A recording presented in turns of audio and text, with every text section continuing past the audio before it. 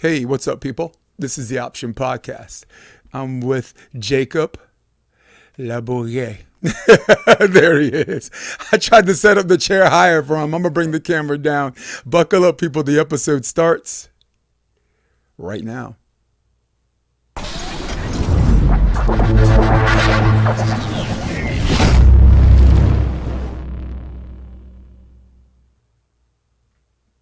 What up, Jake? How's it going? Good to have you here. Nice, my man. What's up? You people have asked. We got to give the people what they want. Got to give the people what they want. For the people watching the live stream, it is like Chopin, and it is actually chopping. But you know, the cool thing is the sound is there. So, yeah, we'll deal with that nonsense later. I was just hoping I could keep it live so people could ask you questions live. So, let me fix your camera. We're on 4, and we could go down a little bit. Yeah, they don't got to see the face that much. No, they don't. Don't you love this? Don't you love this? Come on, hey. There you go. Oh, ooh, that looks royal. Look at that. Let's go. It was worth it. Yeah. It was worth it. I got Jacob LaBouliere on the podcast. Am I pronouncing that correctly? It's also... It's LaBouliere, but I think the French pronunciation is... LaBouliere? All right. So I am Jason DeBillius. This is Jacob LaBouliere. And, you know, I was actually looking into your Wentworth thing. Yeah. That was a heck of a season last year. Yeah. I feel like every year we got closer and closer, and we just never able to finish it out. But it was... definitely a growing opportunity at Wentworth. Came in not good at volleyball, and then left feeling like, hey, I can play some ball. Like, we can try some things out. That's kind of how I ended up here in Hermosa. It was just those last 2 years made me a little more confident in my playability. Yeah. Was that kind of your inciting incident to this whole volleyball thing? Like, wait, I think I could do this for real, like your senior year? Yeah. It was right around that time. So even going into college, I wasn't really looking to play volleyball, but Wentworth was that mix between school and small D3 volleyball, so it's kind of good balance between the two. So I was like, hey, I can keep playing in college, right? Type of situation, as most D3 guys are. And then at senior year, starting to like, hey, can I go overseas with this? Could I go do a master's somewhere? Then I ended up not doing it, got a pretty good job, settled down in Pennsylvania, and then I got this offer to come out to do this beach program here with USA, and I was like, screw it, man, I got to go 100% with something, and no more balance. Balance is not good for anybody. You got to go 100%. So I want to be able to say I failed or I succeeded. I don't want to be like, oh, it could have been. That's the worst. Isn't that the worst? Yeah. Isn't that like, you know, with the exception of having children, I'm just going to plug in your name here. With the exception of having children, you always want to regret doing something as opposed to regret not doing it, right? Exactly. Like, how would you like to be like 50 years old and be looking back and be like, man, what? Come on. So right. I can sit at a desk and be an engineer for the rest of my life. I can't be 6'9", able to move for... I only got so many years with that, so I want to use that. Oh, that was your study in college, right? The what? That was your major in college? My major was electromechanical engineering, so kind of a dual electrical and mechanical. Jeez.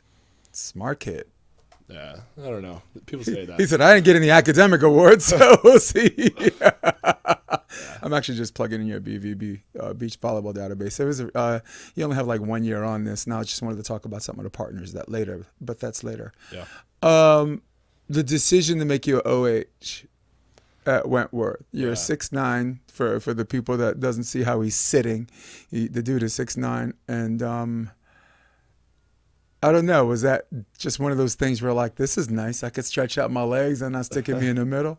Yeah. So I was actually started getting recruited as libero. So I was a lot shorter. So I was a pretty late bloomer. I kept going through college. So going into my senior year of high school, I was around like 6'2". Let's move the mic closer to you. Yeah. Can you hear me all right? Yeah. Perfect. So I was 6'2", senior year of high school, then graduated, was like 6'5", then got into college, grew another 2 inches while I was there. Freshman year, another 2 inches while I was there for sophomore year. So the transition didn't happen. So I started at middle actually for my first 2 games. We had a 8-player team because of some COVID stuff and Right. people getting suspended. So I got to play, but we already had outside. So I started at middle. And then after, I want to say 3 games, got moved to outside because I could still pass at that point. Right. And it's the jump from high school serving to Division III wasn't too big. Like, we still struggled, but it's not the difference between high school to Division I. Like, those are Right. totally different serving games. So Yeah, that's true. 100% true. Yeah, it's all about the serve. So how tall were you your freshman year? I was like 6'5", I want to say, coming in. Okay. Then grew another couple inches each year after that. Yeah. Tall. And coming in as a libero, geez.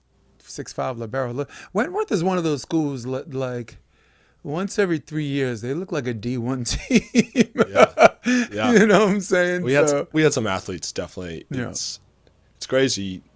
It's always getting developed. It's never our recruits coming in as those physical Right. athletes. It's always their junior year, senior year is when Yeah. things start to click and people are hitting the weight room. I would say it's just a bunch of late bloomers in Division III. Right. Those teams don't happen from a freshman core. It always happens junior, senior year. So for like process and preparation, the weight room, is that more of a preseason thing? Or is that something you guys bang out during the regular season? Yeah. We lighten up to the regular season, but definitely to the preseason. So my first year we had a strength and conditioning coach, and then after that we didn't. So it's really player dependent. The responsibility lays on it's the team culture of getting in there because you can easily just not go, and it's not a huge deal. Like, people aren't gonna be like, oh my gosh, you're off the team, you're skipping this, right? Because school still matters there. Like, more important to go to your classes and succeed there than in the weight room. But you look at all our starters, they're going to be in there every day. Like, that was the difference between sitting on the bench or playing, is that 10% gain you get in that weight room is a huge difference, I think, inside the Wentworth gym. Yeah, because listen, at that high level, like I'm kind of a Bill Parcells guy. That was the coach I grew up emulating. One of his biggest lines is, "You're good as what you are what your record says you are."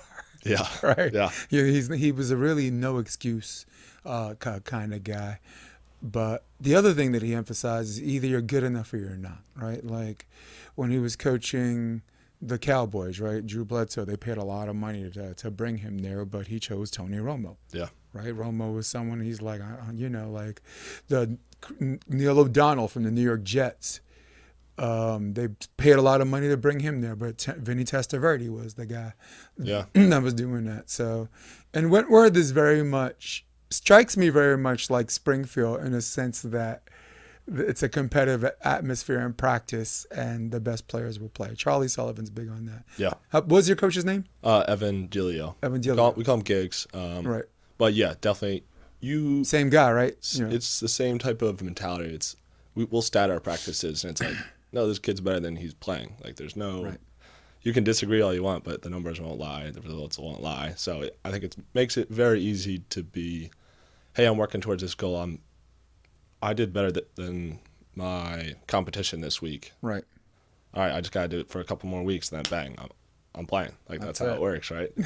Let's go. Yeah. Yeah, and wait a second, your coach played for Springfield. Yeah. That's okay. That makes a lot. All of this makes a lot of sense. We don't like Springfield that much, but that's a rivalry. Yeah, that's how rivalries exactly. work, right? You're good, they're good, and it's only a rivalry when you start beating each other, right? Yeah. Like, I was a long-time assistant at Baruch College, right? And Springfield was our rival, but we weren't theirs until we beat them. Yeah, like exactly. Stylistically, God, even when we were good, like, styles make matchups, and I guess Charlie just had their number, and I mean, I'm very proud of that work, because that's a CUNY school, and nobody expects that's a New York, baby. Yeah. They actually made the Final Four in 2010, so they've been in the Nazareth won that year. Yeah, they've been in the tournament. Yeah. Almost the last 4 years, they've been in it a lot. And then I think the last year they had some really good transfers, and their team was clicking. Right. Almost a surprise team, but they've been around. Like, people shouldn't be as surprised. Well, that's kind of what I do. turn programs around and I leave. But when they're good, I leave. You did So your job. Yeah, you like did your Baruch, job. when we got them, they were 7th place in the worst conference that nobody wanted to play. Yeah. And that was Justin Stack. That was Allison's wife. Gotcha. Allison's husband. Who was the real, to me, is the real secret sauce. I thought she was a shrewd recruiter and a shrewd administrator, but good coaches can recruit, great coaches win championships. Yeah.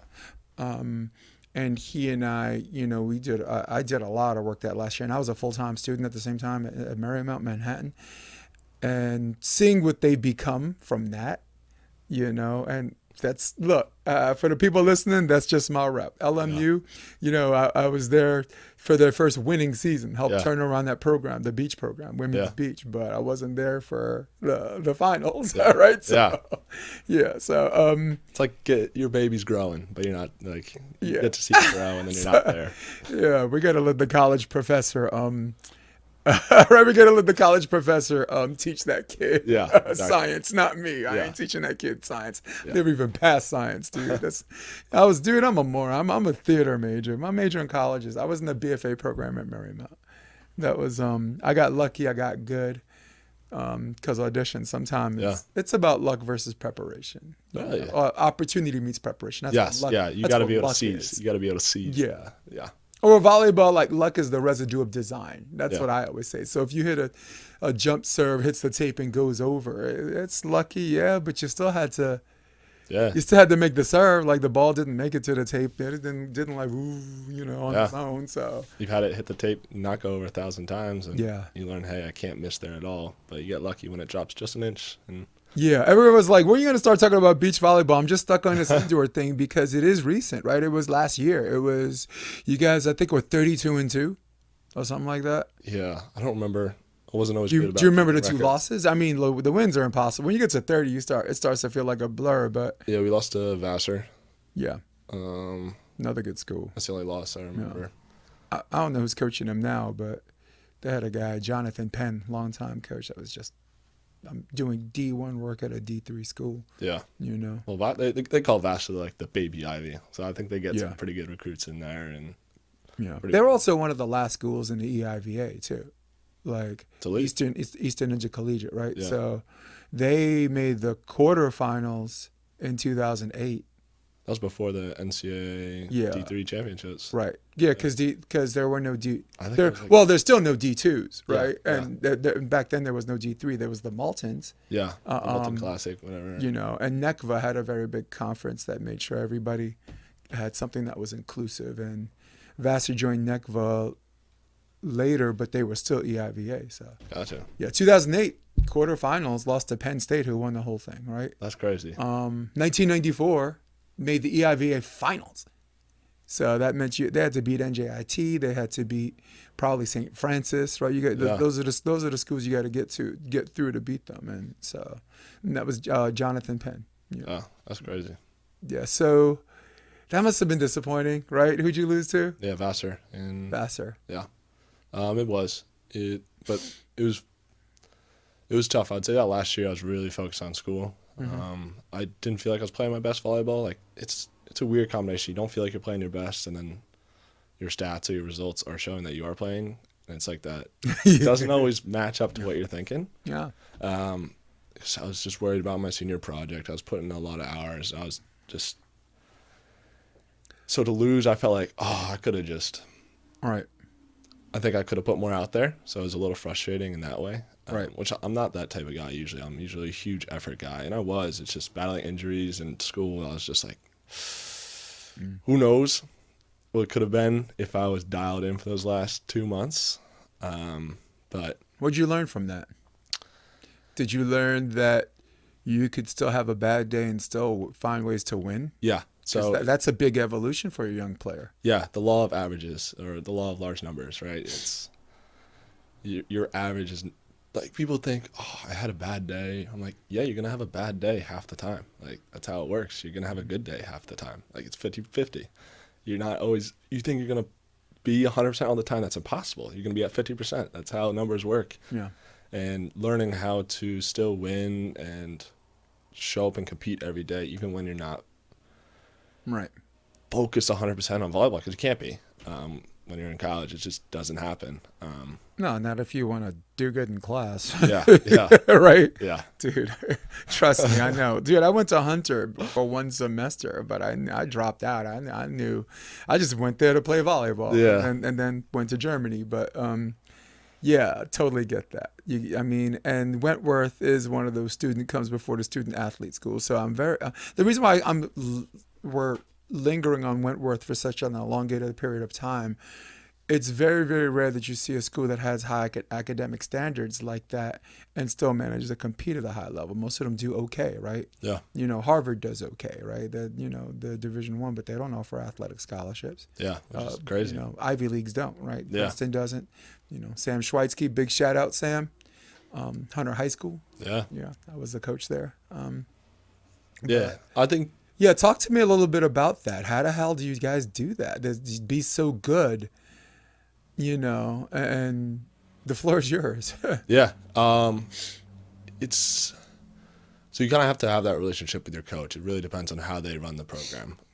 So with us, it was you can be like, hey, I got this test tomorrow. He's like, all right, don't come to practice. Like, we need you guys to be like, because volleyball is not the end all be all after Wentworth. It's not Right. what you're looking to be doing. You're looking to have a good job, start a family, like figure things out with your life.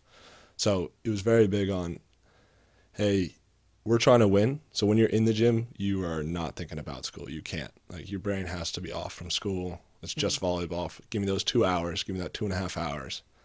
And then after that, go ahead. So if you're not going to be totally focused, hey, just don't eat. Like, you don't have to come to practice today. Just go study for your test. I know you're going to pull an all-nighter anyways. You're going to be not feeling great. Like, go focus on that. Because if you come in thinking, oh, I just bombed that test. Like, oh, my calc class is not going to be fun tomorrow. You're not going to be, it's not worth it to be in the gym at that point. So it was, I think that approach makes you go 100% at least one or the other instead of doing that 50-50 game. Right. It's just not fun because then you're not feeling great about either thing. Right. I mean, does the ability to treat both of them like an escapism help? Right. Like when you're swamped in class, you're like, man, I need to just go to the gym. I Yeah. can't wait for practice. Right. And then when you went out for practice, I guess mind, body, mind, and stuff like that. Because I'm making this sound like this is some anomaly, but we just mentioned two schools, Harvard and Princeton, right? Harvard. I remember Harvard made the NCAA's the year that UCLA hosted and made the finals in 2019, and they actually won the first set. Yeah. I remember Princeton having to beat Penn State and then NJIT to win the EIVA. You know, and Sam pretty much did a lot of that by himself. He's got an army of assistants now, but I don't know if you don't know Sam long enough. He was basically by himself. You know, lost all his hair. You know. Yeah, the stress will do that to you. Yeah, I mean MIT, right? Another example of a men's team that once every 3 years Yeah. kind of does some damage. You know. Yeah. So. They're all good, high caliber schools that they'll be floating for a couple of years and they'll show a good flash of making a good run. That's Where did you guys rank in team GPA? Like at the athletic banquet, they usually give out awards for team GPA. And in my NCAA coaching career, which was mostly men, City College, head coach, assistant at Baruch City Tech, John Jay for like a cup of coffee. When I went to the athletic banquet, we were only second in men's tennis. You know, and John Jay, the rifle team was fierce. They have a rifle team. Yeah, there's some dialed School of Criminal guys. Justice. So yeah. Yeah. So where were you guys ranked in the athletic banquet for Team GPA? I'm not totally sure. The one year my joke, Giggs, our coach, made a joke. He's like, I'm not going to announce it. And so then I'm like, all right, well, that means we're trash. But it ended up being totally fine. Like, we had a fine Team GPA. But I think with a lot of guys, it's very similar to mine. I struggled my first 2 years in some of the easier classes. And it was, I mean, you're developing as a person. You're figuring out, you're getting more mature. It's tough to not be distracted by things, right? Trust me. Yeah. But in my last 2 years, I had my best GPA. Like, I was firing. Like, and I wanted it more, kind of prove to myself, like, hey, I can go get this 4.0. And I should have been doing it the last 2 years before that. But it did cost me a lot more time in the classroom and after hours and kind of becoming a full nerd. Yeah. But it's fun. Like being that nerd side of things is fun. Like it's just as much as I enjoy volleyball. So, and I think that happens with a lot of our guys because you start going into these higher level classes, more inside your major, not just your classic math classes. And I think not because it becomes harder, but almost it becomes more fun because it's hard. I don't know if that makes any sense. No, of course. Like without struggle, there is no progress. Yeah. It's Frederick Douglass, right? Yeah, and I think you stumbled onto something that was more important than what I was about to say, and I was thinking about just not saying it at all. But there's got to be some kind of study out there that shows that not everybody's ready for college when they're 18, right? I went back to school when I was 33 years old. I just wasn't ready. You know, I did military service. I did all this other stuff. And the wild thing is when you're locked in and when you're ready for the pain and you embrace it, right? Like my first 45 credits were A's. I was a 4.0, just straight through, you know, and the only, and it sucks being my major more than yours because with your major, your grades are not subjective to a professor. Like if your major is acting, and if your midterm and final are like 3 American Idol judges who decide if you're going to Hollywood or not, right? That's not fair. No, that would annoy me so much. Yeah, it's like when you're in a writing class and it's like, well, this is subjective. It's like there's whatever the teacher wants or the professor wants. There's something liberating about looking a professor in the eye who knows you don't like knows he doesn't like you and be like, gotta give me my A, bro. Yeah. Look at did you read the syllabus? Did I not fulfill those requirements with excellence? So yeah, but I think the point I was trying to make, and I really tried not to because it was non sequitur what you were talking about. That not everybody's ready for college at 18. I just wasn't, you know, and a lot of people weren't. Justin Stack, who I was just telling you about, I played with him in 94. It's like, if you played with him in 94, how the hell did I play with him in 2001, 2002, right? It's because he left school and came back, you know. To his credit, he went back to Hunter and finished. And he actually ended up playing 4 years, you know, getting his eligibility. And I went to a school that did not have volleyball because volleyball became this obsession, this overwhelming distraction in a good way. It became your escapism. So... and I guess that's my genius because it does lead to my next question. There we go. Now that this escapism of yours became a little bit of a quasi-career because it was college, right? It's a 10-month commitment, right? For the people that think that your season, that it ends with your season, you are mistaken. When your escapism, on a general question that applies to this, when your escapism becomes your career, you kind of need another escapism that allows you to cut loose and come back at this where you can function like a mammal. And this applies on a general level. This applies to every job, right? Like you work in Wall Street, maybe getting your behind whipped by some dominatrix is, if that's if that's your thing, that's your thing, right? Do your thing, we'll do ours. So volleyball has become or is becoming your career. It's no longer your escapism. What else do you do? What do you do on the side? It could be hiking, could be whatever. What do you do that provides an escapism that allows you to function like a regular volleyball mammal? Yeah, so it just became that in the last 2 months since I moved out here. But we were just talking about this other day with my friend Quinn. We were like, dude, we need to pick up hobbies. Like, we gotta. He said, we need hobbies. Go ahead. So now we're like, all right, like, what should we do? Like, we should be golfing. Should we be like, we gotta learn how to surf. We gotta find different ways to still stay active because we got that ADHD brain. We need to do something during the day, right? Mm-hmm. But something new to learn I think is huge, because that learning curve is the most fun part of things. I think it's like golf is fun until you get good.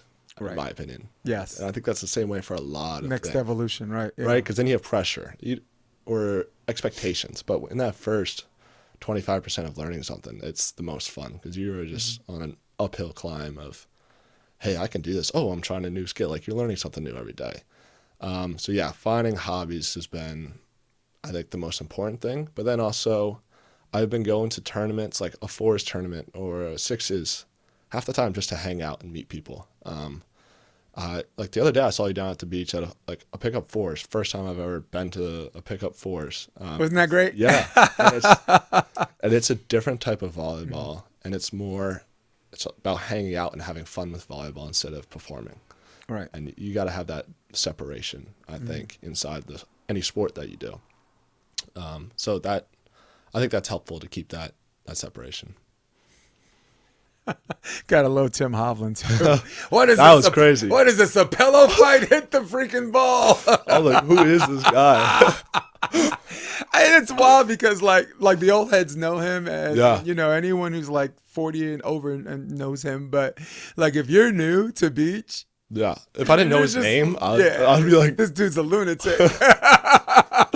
like, dude, they're about to kick us off the beach. Like, Yeah, that was For anyone listening, there's kind of a get together. The legends all sit, and sometimes they play, sometimes they don't. They just sit back, have a beer 2-3 days a week, and they play fours out here. And you know, it's a clique. And honestly, I made my peace with old school. So in many ways, I'm not one of them, but I'm part of them. Yeah. Because what I'm bringing to the sport, you know. Yeah. You know, but I kind of gave it to them before last year. Because last year, everybody tried to come at me at the same time. Pottstown Rumble people, young school people, old school Really? people. So You catching heat? Yeah, How so you catching heat out here? So I started with the easy part. I started with the old people. I was like, if y'all got something to say it now. Because tomorrow, if I so much get a whiff that I'll come right to the beach. I'm right here. Where do I live right now? You're like right? a couple blocks. Yeah, I'll come right there and go straight New York on you. So I'm at peace with those guys, and I actually love some of those guys. I really, really like Eric from Moana. Who was there that day? Mark Poeli, right? Yeah. The brains behind he runs Hermosa everything. Beach. He runs everything. He is a mensch. Yeah. He is an absolute great human being. Yeah. You know, just a fantastic human being.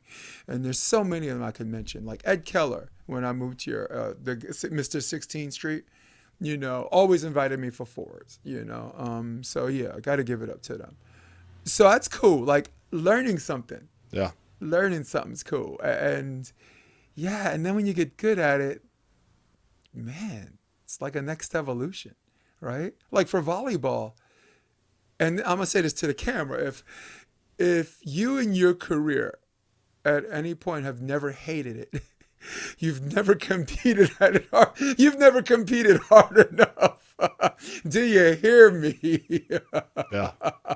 Yeah, at some point you're like, man, I hate this, and then you're back. You're like, no, I don't. This is what made me, right? So, And you wake up the next day and you're like, what was I thinking?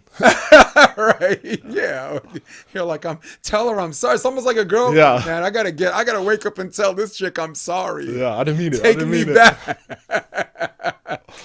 Remember that night, you know. So, yeah, Wentworth. Last question about Wentworth. Did you come into 2024 as the 1 seed or the 2? I don't know. In your conference? My coach is big on not Right. keeping records or Right. rankings. Or looking at reading the reviews and stuff like that. So I have no clue. I know I think we were like top 10, Yeah. but I don't know. I mean, just the D3 playoffs are basically D1 because it's the best of. Like Cal Lutheran is a gnarly program. Yeah, they're good. Right, Southern Virginia, I think that was the team that won the whole thing. Last year, yeah. Yeah, Springfield, just Vassar. These are all schools on any given day can beat D1 teams at the bottom end of the top 10. Yeah. Right? They ain't touching Hawaii. No. Yeah, I mean, they're not touching certain programs. Like the best conference in the NCAA to me is the Big West. That's Long Beach State. That's Santa Barbara. That's Hawaii, and that's Irvine. That's just And as a close second, I would go MIVA. I know the pack, or what was the pack, or MPSF. UCLA's USC, UCLA, Pepperdine. They were top heavy with UCLA. Yeah. But like you can see Ohio State, you see Ball State, you see Lewis, right? You see Loyola Chicago. Those are just. I mean, we could have a great debate on who the top 3 conferences are. No debate about one, but yeah. I think it swings every the D1, I think, runs off of a 2-year cycle. Like, we've seen it with the championships, but also you have a core for 2 years, Right. and they graduate, and it's really dependent on that 2-year swing. So I think the conferences change every 2 years as well. Like, it's Actually, I'm gonna try something on a live stream that'll probably end it, but it's okay. We got this. I'm plugging that, and then I'm gonna plug this back in. I think I put this in upside down. And if it comes back on, it comes back on. And if it doesn't, it doesn't. Sorry, Benji. I know you're listening. Warning: your connection is unstable. Please wait while we try to reconnect. Thanks a lot, guys. All right. So the heck with this. Bye. I'm actually going to do a live, like a premiere. So it's going to come off like a live stream, and people are going to start to talk to you, and you can answer back by typing. So 2-time All-American, right? First team. I was looking at some of the numbers. Like you were the leader in the offensive category from, like top performers, like most blocks, most digs. I was just scrolling through the list. Yeah. LaBouliere. It's just great. Just a great time. How did it feel to be kind of the rock star and the go-to guy, right? Were you unassuming? Did you have this whole, I don't know, but I think I'm cute thing going on? No. I think it was, like, most of my kills would come off of out of system. That's all we practiced. Right. Practice. That's all. I would pretty much like the garbage man. Mm-hmm. If we were in the system, I'd get not set as much because we wanted to run our offense, and that's right. It helped me be available.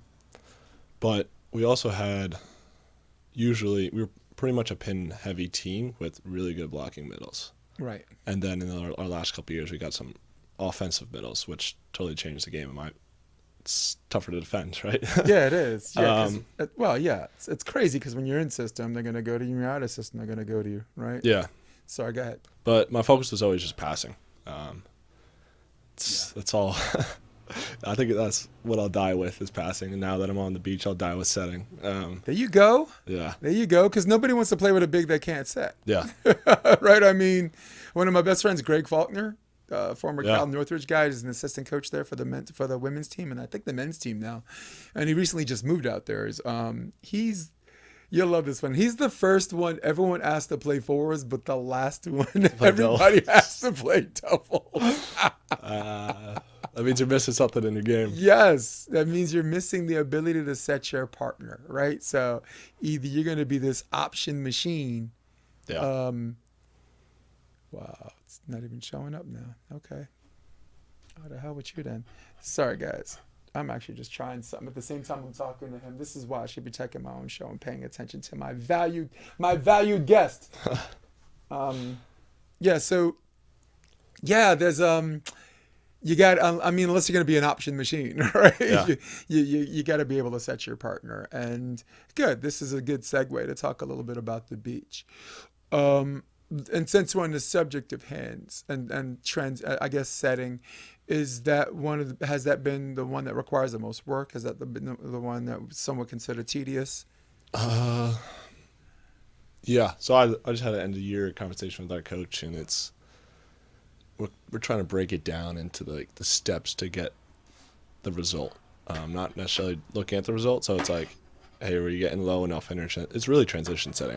In the last couple of months, I've been pretty confident with my side out setting. Yeah. That's helped me a ton. Because I used to just bump set everything. That's what grass volleyball is. It's just bump set that thing high and let your partner go hit it. So on the beach, developing hands has been. So I used to be so uncomfortable setting with my hands because you're going into thinking, don't double. Right. You're gonna double. So it's psychological, Yeah. right? And everyone appreciates this conversation. Go ahead. Sorry. I think in the last couple of months, I finally don't have to think about doubling it, and I'm just thinking about my feet, my shoulders, and I'm not looking at where I set the ball. It's just like, oh, that one felt good. I know where that's going. Good. And I think that's been the big difference. Do you think there's just power in repetition? Like the more you do it, the less you think about it. The less you think about it, the better you are, right? Yeah. The last thing you want to be out there doing is thinking. Because confidence comes from repetition, in my opinion. Your confidence in this scenario, you're confident in your. Because you've done it so many times. I mean, like on offense, like you are OH, right? Yeah. And I think we're back. I think we're back. Oh my God, we're smoother now. What? We're not chopping. Let's go. The HDMI was halfway out, so I just put it as part 2. Okay. So my subscribers, hopefully YouTube, do your job, man. I got 36,000 subscribers, man. Yeah, that's nuts. Give me my 10%, man. All I ask is 10%. Yeah, so great conversation about just setting. And what I was getting to was when you were at OH, right? And the junior scene, you played for Infinity? Oh, the juniors? Yeah. What club? Yeah, it was Infinity. Uh-huh. And I think that went away. And then it was East Coast Power. Uh-huh. I don't know if they're still kicking or not. Right. Well, let me bear with me. I want to talk a little bit about this, and I just want to set the stage for you. Like, one of the biggest challenges for juniors, particularly in the outside hitting position, is coaches want your juniors players to work on a technique that when it's 23 up and tensions are high and butt cheeks get tight, right? You need a default shot that you know works for you, right? Yeah. So you've seen in a junior scene, and this is going to take you back. You're going to be like, yep. A lot of times when they set an OH and he's not sure where to hit, he's going to revert to something that he's comfortable with, that he thinks that works. Not necessarily does work, but thinks that works. So here it is. Goes middle of the court. Middle of the court, it's going to get blocked. It's going to go straight to position 6, or it's going to go long. And he's going to be begging, touch, begging a reference, please touch, right?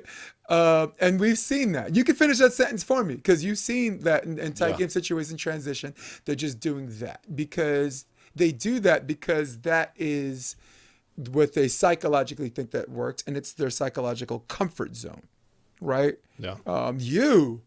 Yours is high, heavy top spin, deep opposite corner, something I call the All-American. Yeah. How am I doing? That's money. I take that shot until they stop it like 4 times in a row. That's right.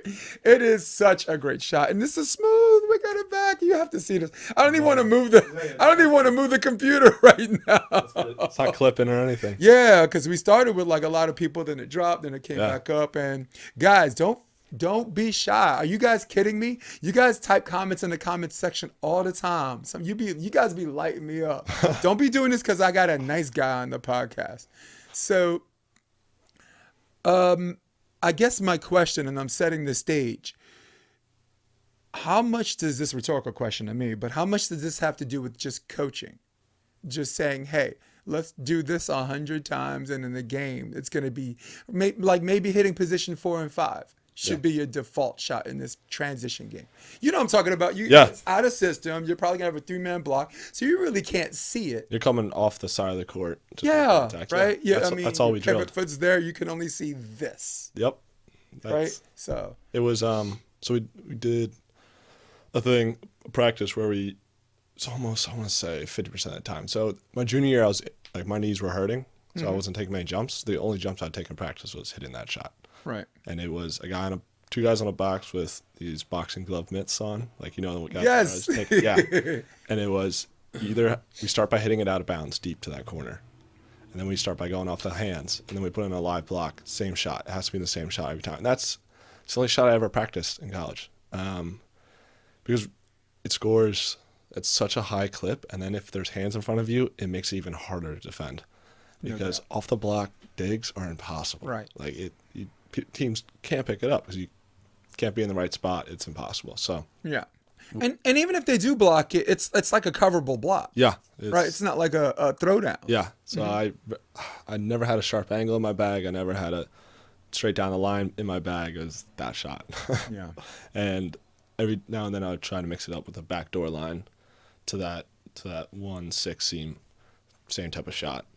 Nice. It was just deep, and it worked. Like, we drilled it. That's all I did in college, and it worked. So yeah, I would put that up to my coaching. It was and that's cool because at every level there's gonna be that.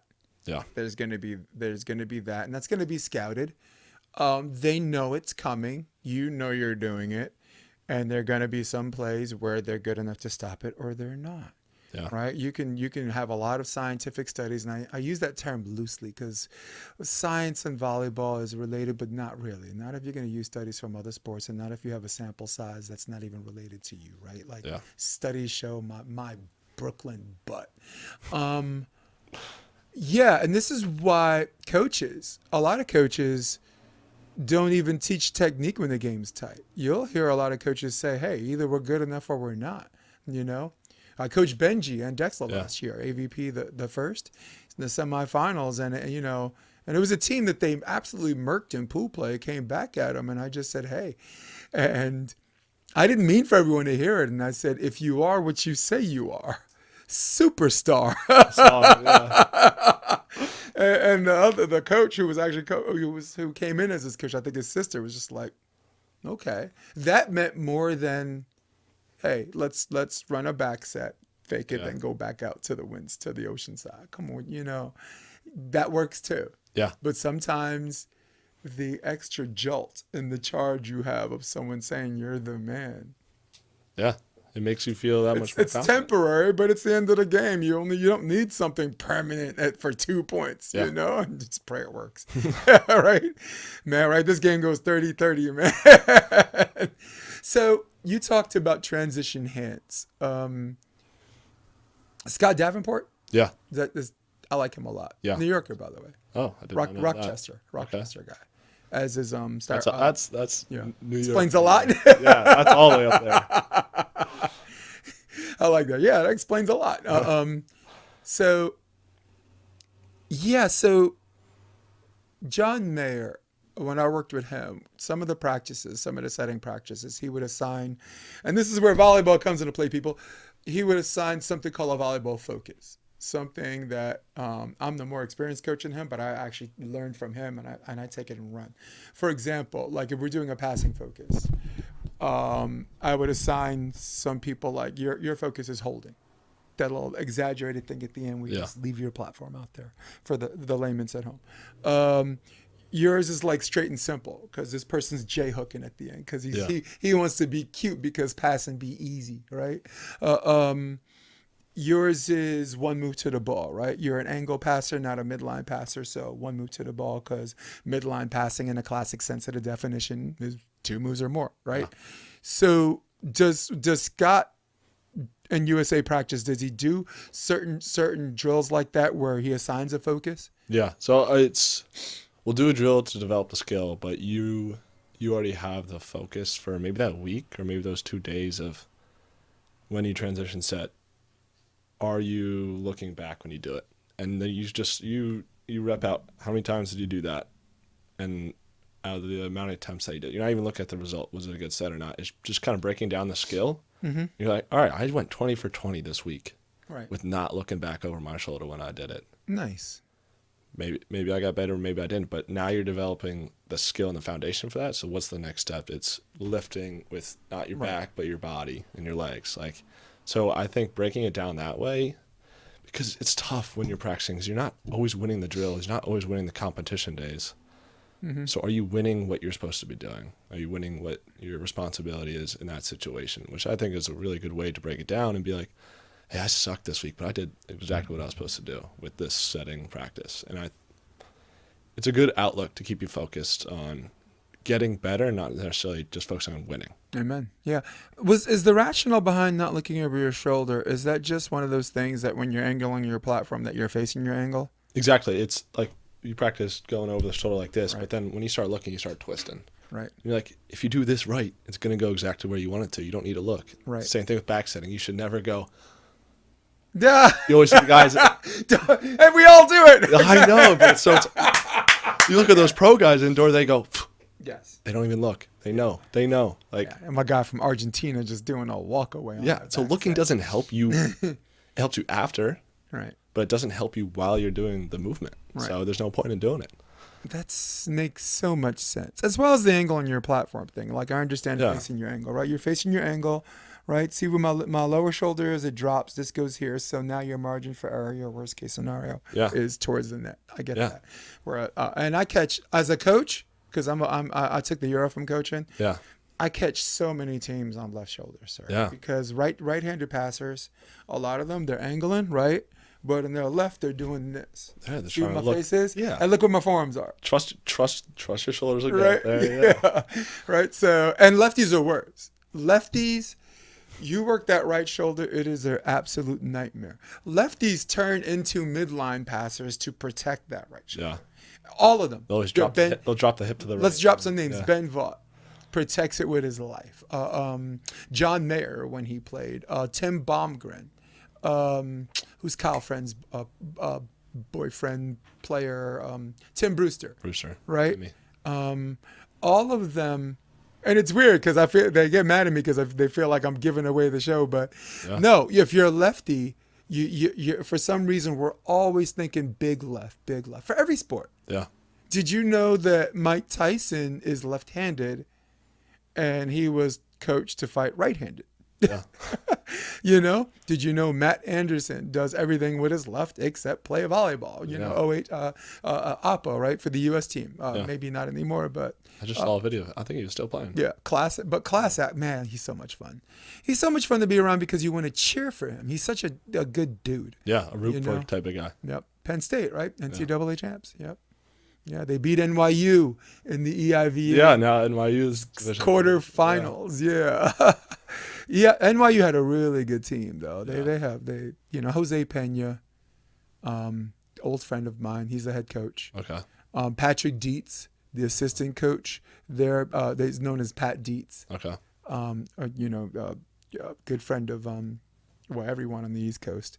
But he played for City Tech. I was his coach. He won NECVA Offensive Player of the Year in 2000. So there's always this like degrees of separation. So I know Jose well. So let's talk about the easy part for beach. What was one of the fundamentals that nothing's seamless and nothing's completely easy, but what was one fundamental where you're like, okay, this is fun? Because most guys, your height, not in your position, but the middles, blocking came easiest to them because they're like, wait, I don't have to worry about blocking lanes. I don't have to worry about assignments. I get to just go after people and snatch their souls. Yeah. What was the easiest thing for you transition wise? Was it first hit? As an OH, was it first contact? No, I struggled to move in the sand for a little bit, I think, as most people do. But I would say it would be passing up to a certain point. Right. Because you're trying not to shoot it to a target. Yeah. So now we're kind of in a off-ball type situation, put it on the 10-foot line. Right. Like that's what you do in indoor. If someone's acing, you're like, stop trying to be perfect. Right. Put it high in the middle of the court, and good things will happen. Yeah. It's kind of that same mentality. Except the float serves are different out here with that Mikasa ball. That got me for, I think it'll keep getting me. You just catch. I mean, and someone your height too still catches you high. You're like, how is this possible? The line's over here, man. Yeah. That thing should just keep going. I've just been this last couple of weeks. They're like, get your butt to the end line. Like, stop creeping forward on serve receive. Because usually I can take a couple steps forward, and that ball is like where I want it to be, right above my hip line. But that thing will just float. And it catches. Keep going. Handcuffs me. Yeah. It's annoying. But I like that, but because the more you practice with the ball, the more that it sets a standard on how you play with the other balls, which are more drop friendly, right? It's just a good like the AVP's drop friendly. Yeah. Right. And the black and white, like even if you miss, you can't miss. The ball you play with fours. Yeah, the KOB ball. Was that a KOB that you play fours with? It was like the same paneling. Yeah, the black white. I think it's a KOB ball. Yeah, the black and white. That's drop friendly. That's like every jump serve you get is gonna be something gnarly. Yeah, it's fun. Yeah. So you said passing. Yeah, I think passing, and then blocking was my like quickest thing that I could be effective with. Mm-hmm. But also the thing that I got to learn the most about. Right. It's kind of that weird. Yeah. Like, yeah, it helps to be, I can move pretty well, but it's so important. Hand positioning and all of that. Setting up on certain shoulders. Yeah. And so. There's some guys that are really good with that. Like, I think Lev Prima is not talked about enough. I think he's one of the best stationary blockers on this side of the country. And my scouting report on him is just run back sets. You don't want this guy feet set, a hand set. Yeah. Like, the percentages change. And this includes in-system sets. The guy is just really, really good. And if you look at blocks per sets, if you're a numbers guy, you'll see the numbers. You said numbers don't lie, right? They're going to tell a heightened level of truth to that. So. I think it's because he's a calm blocker. which is not what I have to figure out how to be. Is I'm a little jumpy, a Yeah. little twitchy, Mm-hmm. and I'll twist out of a lot of blocks. But he's such a calm, like he's not an oversized blocker. Like Yeah. I would consider him an undersized blocker on the beach. Absolutely. But he's calm. Like Abs- he's not doing a whole lot up there. Yeah. That's so. But I like it because he's so good. He's not someone anyone calls undersized. Like Trevor Crabb. Yeah. You know, when he first started his career with his brother, he was a full-time blocker. He's not, height-wise, he's not a terribly big guy. I would say No, 6'5". If he was a full time, he'd be undersized for Yeah. sure. Yeah. But there's certain people that play at the net so well, you don't consider them like undersized. Isn't that wild? Yeah. Like, yeah. I mean, it's like basketball. Like some point guard, you got to. Like Kobe was a huge Magic. Those are huge point guards, right? Yeah. But nobody considers Steph Curry undersized Yeah. because of what he's doing. Yeah. You know, like Jordan wasn't a particularly big guy either for a scoring guard, but Yeah. he believed he can fly. He did. He did fly. Yeah. So I like what you said about blocking because you're not playing into this whole like you're a big guy, you're supposed to be a good block. No, you're trying to learn a certain way to do it. Me as a coach, I tell my hitters, blockers, ball, hitter, ball. So ball, because you're watching the option, right? Yep. Then hitter, and then once you see where the hitter is, then you're back on ball because this could be this, Yeah. right? This could be this, right? So you don't want to be one of these guys like, oh, at least I covered my zone. I'm forcing him to this direction, not if blocking is one of your strong suits. Yeah. You want to get involved. Yeah. When blocking becomes your strong suit, you and your partner are going to have a trust system Yeah. on abandoning certain calls. Yeah. You We're just definitely not there yet. Yes. You just got to learn the. Well, that's about your partner, right? 'Cause Yeah. some partners will be like, no, stay there. Don't make him go there, right? But you're going to have a partner in a relationship at some point where you're going to have that trust system. Yeah. You have that with Zilch? Yeah. I think he's a great student of the game. I'm big on kind of listening to your quarterback back there. Mm-hmm. And then the time I give input is like the tech timeouts. Like, Right. hey, this is what I'm seeing at the net. Because he can see, your defender can see everything. You kind of win and lose on their game plan, right? And you just got to be able to do what they're telling you to do. And then help each other with what type of sets you need and stuff like that. That stuff you can talk about, but it's definitely trust a quarterback type of Yeah, there. lens is 8 miles wide, right? Yeah.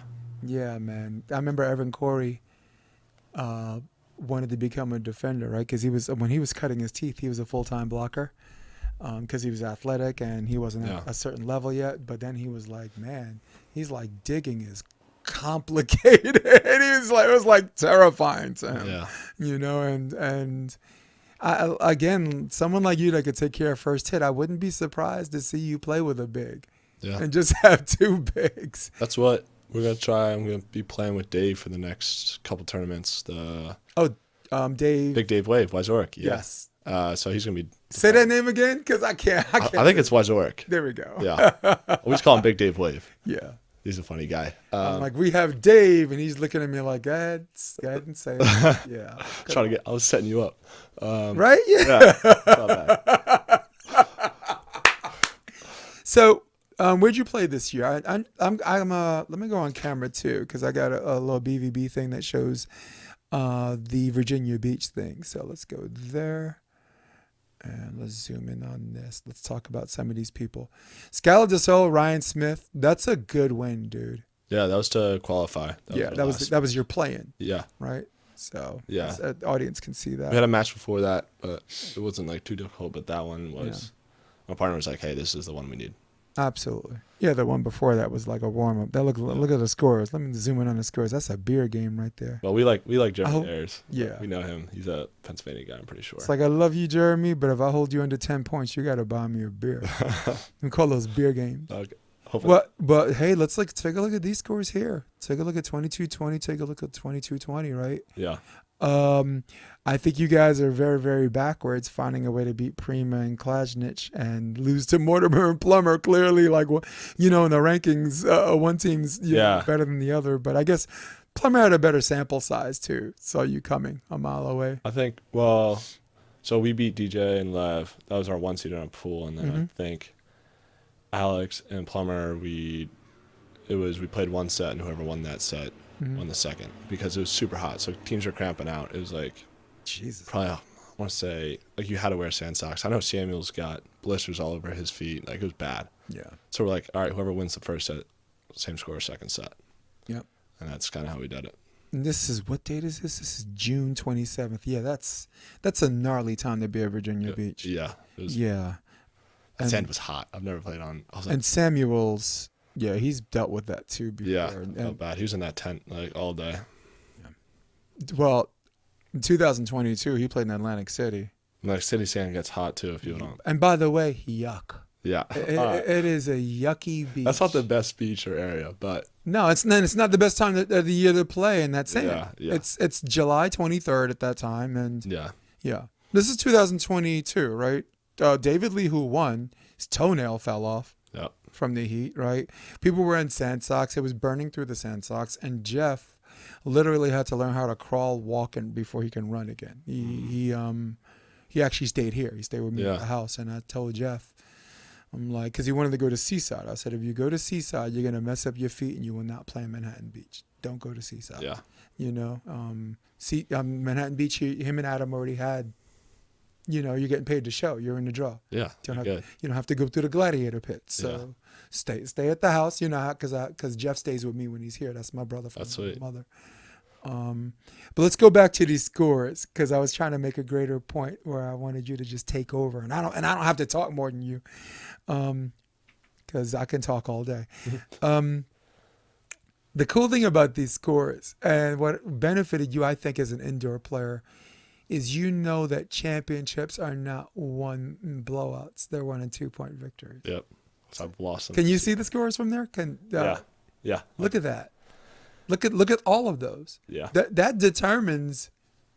First of all, it determines if you even make the draw. Second of all, it determines if you have a chance to go to the finals. Look at Jeff. Look at the score with Jeff. That goes a different way. Where are you? You're in the next round. Yeah. Isn't that wild? Isn't it wild for the people watching our sport who think these people who win all these championships are just dominating? And it's so close. You look at, I'm like, sometimes you watch a finals game, first round of playoff. I'll be watching him like, oh, these teams should have been in the finals. Just how the bracket goes sometimes, or who's on that day. And they're winning it by 2, and then they ended up winning the entire tournament. Like, that's crazy. Trust me, as a coach, there are some games I wish we won by total points, right? Yeah. You know, I mean, I'm going back Hunter High School, we'd won a game like 25-16 and then lost 25-23 and 26-24. And I'm like, we had more points. We had more points. That's a carryover. Like, imagine like if you look at like a voting or an election thing, and you see like the whole map. It's like your color, but you still lost. Yeah. I remember Stephen Colbert said, there should be voting by the square mile. Yeah, that's great. So Kris Vaughn, play with him in Virginia. Yeah. Good dude. I like Kris a lot. Stevens Tech. Yep. Rival. Yeah. But I'm playing with him 2 weeks down in Texas. We're doing there's like a cash money tournament down there. Mm-hmm. I forget what's Triple Crown or something like that. So good dude, man. Yeah. Tell him I say hi. I coached him and Jeff at Manhattan Beach. That was awesome. That year, the Blister year. And the only thing I needed to fix was, he's like, you're explaining something. I want to let you know I get it right away. Because I sometimes I'll follow up. When you get older like me, you like, if I'm telling you to brush your teeth, make sure you put the toothpaste over here. Then I start getting into the logic on the why. You don't need to know the why. Just okay, that's what I'm doing. You don't have to say anything any further. So I was kind of doing that with him a little bit, and we kind of shared a laugh. And I said, "Dude, my bad," but it was a pleasure. That's good. Coaching that guy. He's just so open to new ideas, and I got plenty of them. So Kris Vaughn, you're gonna play with him where? Down in Austin, Texas. I think it's the 22nd. And what's that? It's a Triple Crown series they do. It's like you play in these 3 tournaments. For beach? Yeah, it's beach. Huh. Yeah. Wow. Dude. And then you had Kyle Zalaska? Zalaska, yeah. Yeah. Who's that? He's a I think Rochester, New York guy. I think he's Let's go. maybe, Rochester represent. yeah, he's a shorter guy. Mm-hmm. He plays some grass as well, but he plays at Damon University, the Division II indoor school. Oh, Damon. Okay. Yeah. Yeah. Damon's a good school. He's a libero for them. Nice. So, cool. Yeah, we tried. We thought he'd be able to fly at Wapaka because he's a pretty good jumper. Yeah.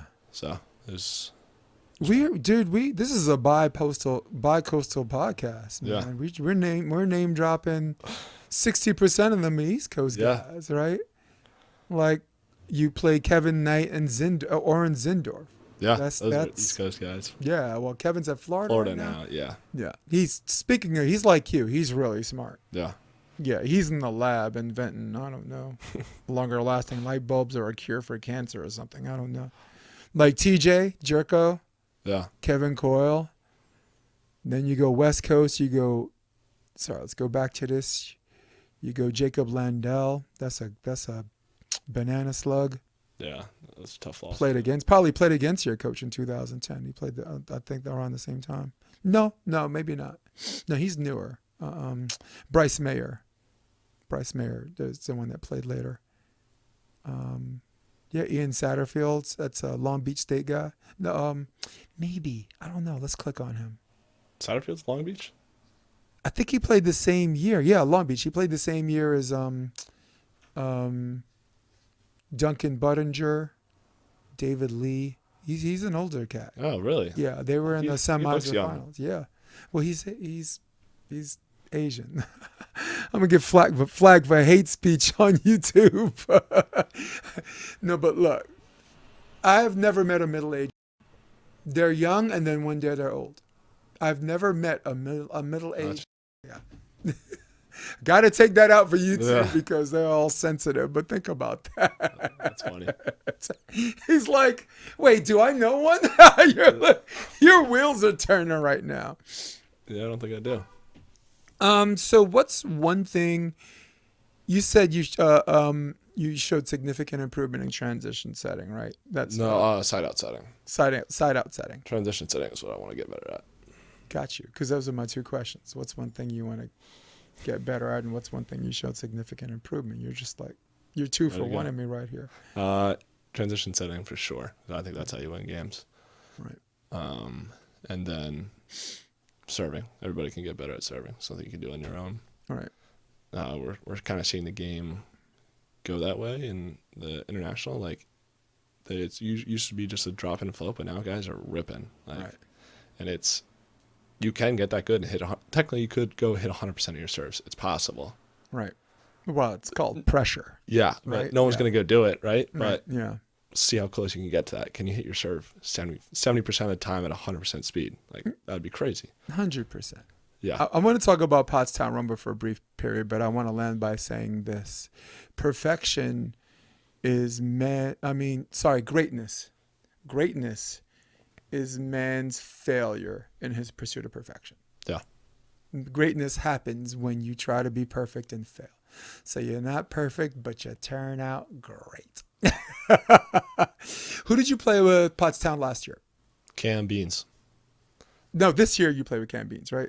Yeah. 2025. Oh, you mean 2 years ago? 2024. It was a class. It was one of your teammates, yeah, Jacob, right? Jacob Waga. Jacob Waga. Yeah, we were the two Jacobs. I like him. Yeah. Tell me something about that guy. He was a really good player on our team. So we had two really good right sides. Mm-hmm. So we had Hunter Oshman, who was a freak athlete. So he didn't play much until going into his junior and senior year. So people just didn't really know him. Mm-hmm. But he has one of the craziest arms I've ever seen. Mm-hmm. And it's fun to play with your friends at a tournament like that because it is just cut loose because the edge is off on the pressure of winning. Yeah, it felt like pickup every time we played a team. It felt like pickup volleyball. You did a play-in. You had to do a play-in? Yeah, the night before, and he was cramping out that time too. And then someone said, "That's Pottstown for you." Yeah. So someone's like, "Oh, like he was fully cramped out." And then someone's like, "Oh, chug a beer. It'll help." So he chugged 2 beers, hopped right back on the court. And then we won the game. And for some reason, they didn't serve him after he cramped, which, thank goodness. And he's still able to set pretty well. So that tournament is always fun. God, the question is, how good is Kris Fraser, man? Like How is he still doing it? On the Isn't grass. that the question? On the grass too. Go on. Yeah, he'll go win the 40 and over division and then come back and be like place 7th. Right. In the open. And you see him labor a little bit. Like, for anyone, drawing a picture for everybody, Pottstown Rumble is a grass tournament, all right? It's 2 days, and it's day and then night and then day again. So night lights. Big court. Yeah. Side out. Big court. So Game. you can go 40 minutes and the score will still be 5-up, right? Yeah. And to see Kris Fraser like have to play a play-in at 11 o'clock at night with the night lights, and everyone's cramping, and he looks like he's laboring a little bit. And then the next day you come out, he looks fresh. This guy looks like nothing happened. And trust me, something happened the night before. Everyone's cramped. Yeah. And he'll play the Friday too. Yeah. So while we're playing triples, he's playing doubles still and carrying some older guy to another victory. And I'm like, they call him Stretch, right? Like he's insane. Well, his first main draw AVP was Atlantic City. Him and Kam Beans qualified. And he was like, should this count because it's a small tournament? I said, what's the purse? What's the prize money? He said $100,000. And I'm like, what was the prize money for Hermosa Beach? He said $75,000. I'm like, why are we having this conversation? Yeah, it's the same. Yes, you're a professional, my friend. Don't read like you said. Like we said, don't read the reviews. Yeah. And you played with Kam this year. Yeah. That was a fun time too. The way this guy psychs himself up. Yeah. He walks back and forth. You see him in the players' tent. He's got swagger. Yeah. He's got a swagger and he doesn't care. Like it's fun because that's totally not my style. So it's fun to play with that type of guy. I remember New Orleans, he played with Kris Fraser, right? And he's walking back and forth and he's pumping himself up. He says, we eat today. We eat today. We eat today. And I'm just like, what? Kris Fraser's like, okay, someone's not here to play volleyball. It's just, another good guy. We're just shouting at everybody. Yeah. Anything else you want to say about Pottstown this year, last year? I don't know. That was my best finishes with Kam. For how many years I've been doing it, I think that was my 4th year in Open. Right. And every year is a better finish. So it like you said, it's the gnarliest tournament. It's a long tournament. Your body is hurting. It's really about who can last and who can rip harder serves with me on a not jump. It's fun though. I remember Baranek and Kolinsky played. Eric Baranek played with Bill Kolinsky. It took second, and I remember Eric was like, I could play Manhattan Beach 4 days in a row and not be as worn out as that, you know. Yeah. You know, and that year they actually went to Manhattan Beach qualifier main draw semifinal. So that was that. So he was right. He was yeah. It was the proof was in the pudding. Yeah, he had a lived experience for both. I mean, the 3 things I got from Pottstown when I was there to color commentate the year you played. I gotta get you back there. I remember, I want to come back. And that guy Noah was terrific. Yeah, I listened to Noah, and I kind of made a big deal out of nothing. I had this little thing with me and Ian Cap that I left an itch I couldn't scratch, but I had to remember that was just really a small part of what was just this great, fantastic, nostalgic weekend. Yeah. You know, and I mean, at the end of the day, Cap's going to do his thing. I'm going to do mine. As long as we stay on our side of the country, ain't going to be no problem. You know, I remember Kelly Hayes being banned for life. Yeah. And her family. I don't know if you saw that episode. I was like, so if you have a kid, the kid's born to not play at the Rumble. They can do whatever they want down there. Yeah. And I remember Andrei Belov. I just remember every time he's down and he needed an ace, he would get an ace. I don't know how he serves like that. He's not moving his arm fast, and it comes off so heavy, and he'll rip the line every time and just tag. He was the leader. He played in the AVP for 2 years. Yeah, he's 2014. He was the leader in aces both years. Yeah. He was like the Jeremy Casebeer of that time period. Yeah, best server. Yeah. I mean, you like numbers. I want you to like think of like he has like 95 and the guy who's second has 68. Yeah. And like everyone else is like 68, 60 or 50. And you have this outlier. That's Jeremy Casebeard's type stuff. That was Phil when he was doing it. On the women's side, Betsy Flint.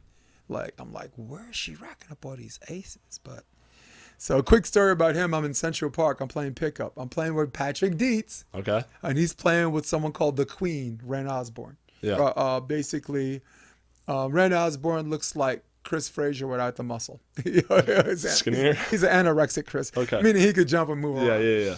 So I'm up 2018, and Andrei Belov is like, what's the score? I'm like 18-20 us. Yes, okay. Yep.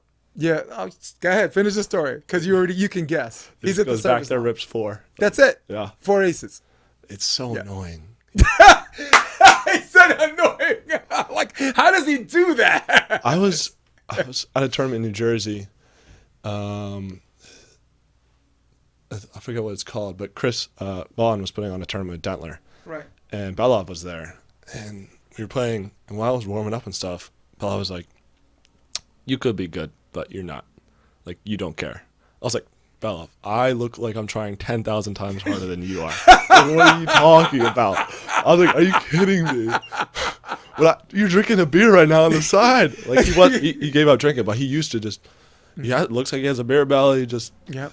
oh my God. I was like, there's no way you're saying that to me. I'm out here busting my ass and around, and it was funny. I was like, This man comes to Motherlode this year, and he plays with the lefty, Orn something. Zendorf.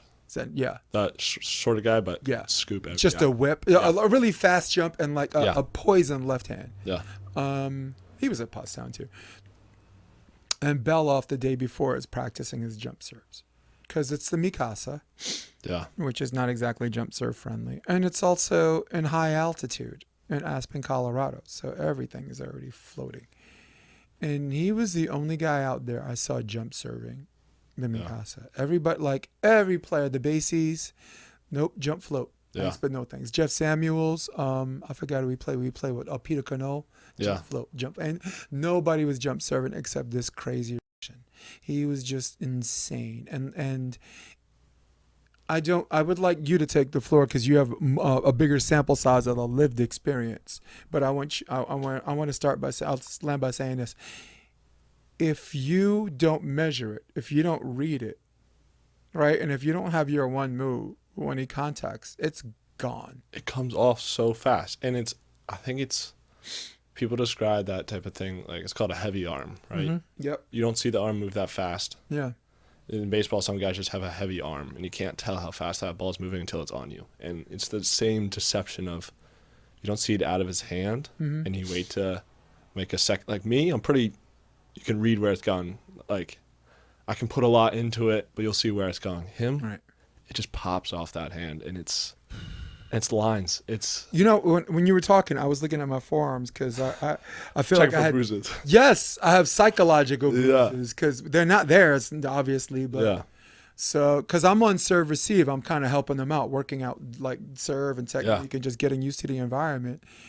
And it's burning this thing's stinging my forearm. Yeah. And then it started raining, so that meant the ball is heavy. already going to be heavy, and the slickness of the leather makes it feel like a just slaps you. Yeah, like a Ike Turner slap. He doesn't get off the ground. Like, No, he's not jumping 6 feet into the court. shouldn't we be studying him? I know, and that's some Shouldn't guy, Shouldn't we take him to the lab? He does it day and day. I don't understand it. I still don't, but I'm jealous. Yeah, he's a clown too. You ever have dinner with him? The guy is so much fun to be around. His sense of humor is dry. And, That's what I'm saying. You caught me off and guard. Chekhovian and Yeah. it's cold. It is. It's funny though. It is a little theater of cruelty, right? Yeah. That's good though. Yeah. He'll say it with a smile for sure. So what's your goal for the near future? Are you trying to play with like as many people as you can? Or are you trying to just lock in a solid partner that you could play at least 10 tournaments with for the season?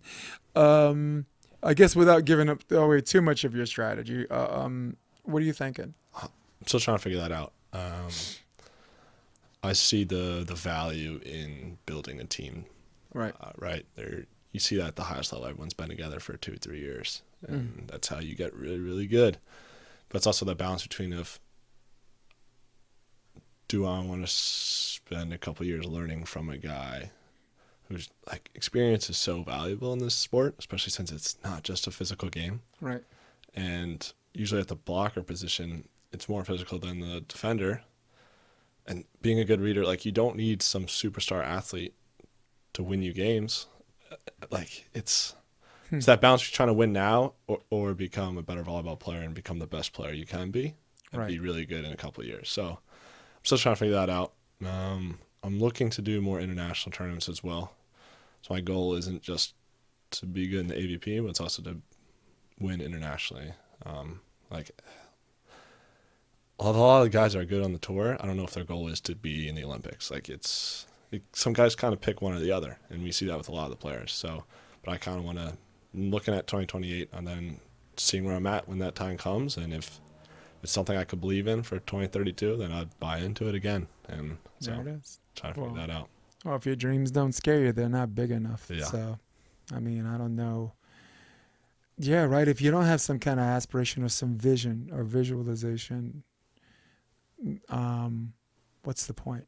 Yeah. There is a point. There is an answer to that, and everybody's going to have their own individual answer. But to me, my goal was to play well, but my expectation, because goal and expectation sound the same, as I said in the previous episode, but they're really not. But your expectation, consistent with the work, the goal, the obstacle, the tactics, is, we call it GOAT. Yeah. GOTE. What's the point? Yeah. What's the point? Like, I remember Stone Cold, the Steve Austin wrestler. Yeah. If you're not in there to be the WWF champ, why you're here, son? Yeah. What are you doing here? So totally get that. I kept you for a long time, and next time I'm gonna keep you longer because we're gonna be friends and we could talk about stuff other than volleyball, right? But I do want to touch on a little bit about other stuff. What was the last good book you read? I don't know. Yeah. I haven't read a book in a long time. Maybe that's one of the hobbies I got to pick up. Yep. Got to turn my brain back on. I guess. I mean, look, reading is fundamental, and overrated. Look, if you look behind you, those are my last three. Yeah. Hate Inc. is my favorite of those three. That's Matt Taibbi, and it talks about how up and down weaponizes left and right to get us to hate each other while they're just chilling and making money. Let them have at it, So I read that 365 Days of Optimism. It's not a real book. It's like big block. Every page is a focus. So it's written like in these big letters, free your mind, relax, or whatever. So there's that. But I don't read a lot, but when I do, I do. Like. Of course, I go back to Laura Hildebrand, Unbroken. They made a movie about that, about Louis Zamperini. Yeah. Track star, World War II. It's a World War II. Yeah, I saw that. Plane crashed and he the movie, yeah. Yeah. But reading the book was great because when the plane crashed and surviving in the ocean, they spent a lot of time, more time on him surviving the ocean than the movie did. The movie was more about the camp, right?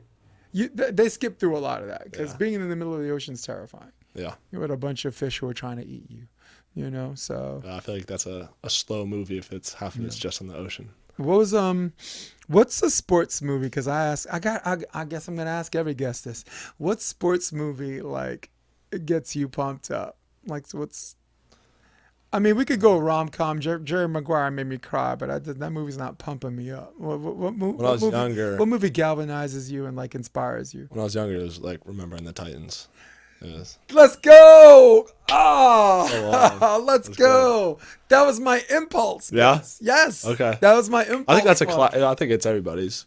Yes. That's what you watch when you're 6, 7 years old, and it gets you fired up. Oh my goodness! He's like, "Where are your parents?" Do you remember that? The guy's like, "We don't need any of your people." Oh yeah. Oh, you don't need none of my people, right? He says, "What'd you say your name was?" He says, "Jerry Bertier." He says, "No, you didn't. You say your name was Jerry Lewis," which will make him Dean Martin. Listen up, people. We got 2 people coming to camp. We have Jerry Lewis and Dean Martin. He said, Jerry Lewis tells the jokes. Dean Martin gets the girls and sings the songs. Let's give him a round of applause. A straight face, yeah. Great. You have a good memory. My favorite part was, he said, "Where's your mom?" He says, she's over there. He says, good. Go say goodbye to her because you're not going to see her. And the only ones you're going to have, your mom's not going to be there, son. Only your brothers and sisters. And you know who your daddy is. Son, if you want to play for this football team, you're going to tell me who your daddy is.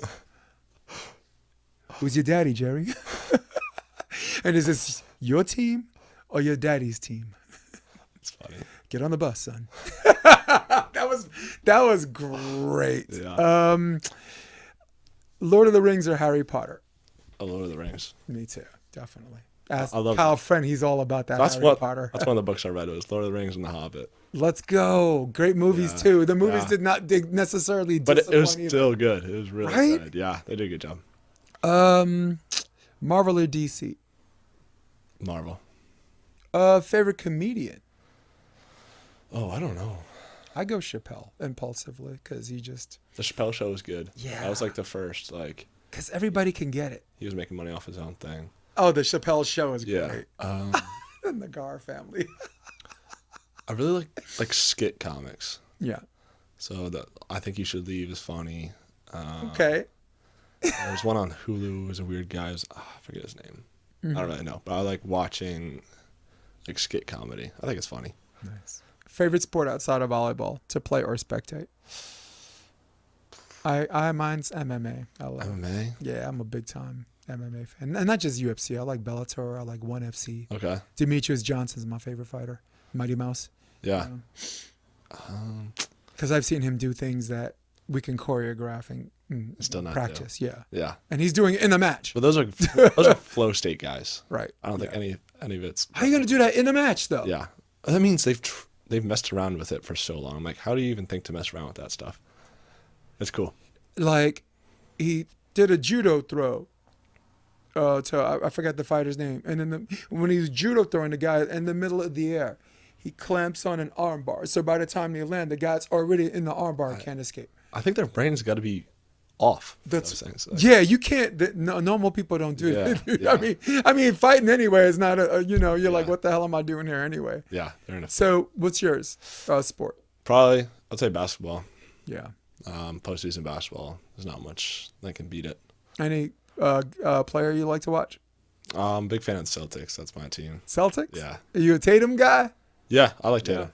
But I'd say My mom, who's in the house right now, went to Duke. So, yeah, all right, there we both go. parents went to Duke. Yeah. that lineup was crazy at Duke. I'd say it was Marcus Smart before he left.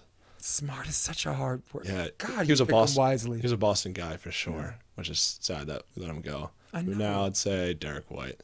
He's sad too. Like Yeah. Smart probably saw himself retiring. He bought in. Celtic, He bought in. right? And I mean, and in this world of free agency, I know how hard that is. Like Kobe retiring a Laker, right?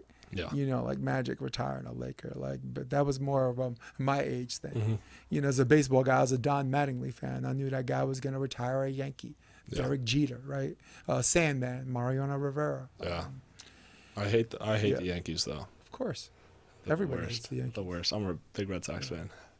I think Red Sox or Boston's a better sports town than New York is because they're dedicated. Like look at the Patriots, look at the Bruins, they are Yeah. hardcore into their teams. Yeah. So I give them the rub. And my wife went to Harvard, and I was actually there. I was for the 25th reunion, so I was there just Yeah, you're around. Cambridge is a nice area too. Yeah. It's Yeah, I'm married into an academic family, my friend. you were Parents so went to you're Duke, smarter than wife us. Yes. Listen, where's my camera? And this kid already got it figured out. If you're not a genius by the time you're 40, make sure you're married to one. Just find a girl who's smart enough for the both of you. Let Yeah. play volleyball, have a good time, and she'll appreciate you. Is there any website you want to plug in before we get out of here, or anyone that wants to know more about you? Maybe an Insta handle.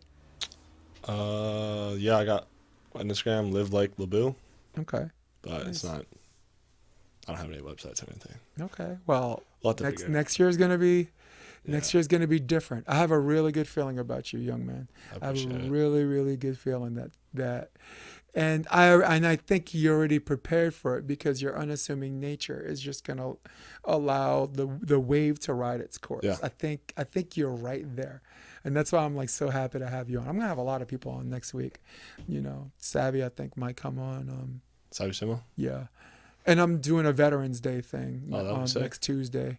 So everyone that's played volleyball that's a veteran, they're going to call in. I'm going to do a call in. That's fun. And they're going to tell a 10-minute veteran story from boot camp. Yeah, no more volleyball stories. Yeah, man. a fun story, Yeah, that's cool. or like a military rib. Because what we do in the military, because we have all this time on our hands, is pull like ribs Yeah. or jokes on, pranks on people. So I think it'll be fun. That's gonna be on 11/11. That's next Tuesday. So cool, November 11th. Yeah. So anyway, that's all I got.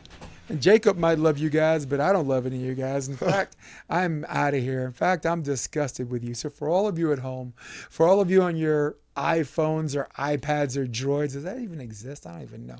For all of you on your desktop, you just looked at it. Who runs the world? Old school people. Old school. Where is he? This is Jacob LaBouliere. I'm Jason DeBiss. This is episode 263 of the Option Podcast. Stay with me. We're going to hit my music, but for everybody else, I'm kidding. Love you to death. We're out. Come check out the Option Podcast on optionvb.com. It's also available on iTunes and Spotify and on YouTube under the NY Varsity Sports handle. You're going to love what you hear.